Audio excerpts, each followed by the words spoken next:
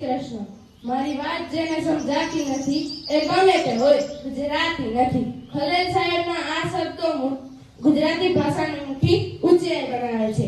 કવિ નર્મદના સ્મૃતિ 24 ઓગસ્ટે વિશ્વ ગુજરાતી ભાષા દિવસની ઉજવણી કરવામાં આવે છે. આજે જ ક્યાંક વાંચ્યું હતું, દેશની 6ઠી સૌથી વધુ બોલાતી ભાષા ગુજરાતી છે. વિપિન પરીખે પણ લખ્યું છે કે મને મારી ભાષા ગમે છે કારણ બાને હું બા કહી શકું. તો ઉમાશંકર જોશીએ પણ લખ્યું છે, સદા સૌમ્ય શિવે ભવી ઉભરાતી મળી માતૃભાષા મને ગુજરાતી.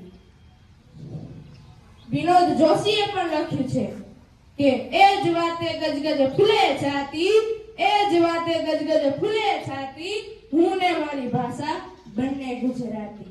આપ સૌ ગુજરાતી ભાષા ધારકોને વિશ્વ ગુજરાતી ભાષા દિવસની અનેક ગુજરાતી પૂર્વક અનેક શુભકામનાઓ.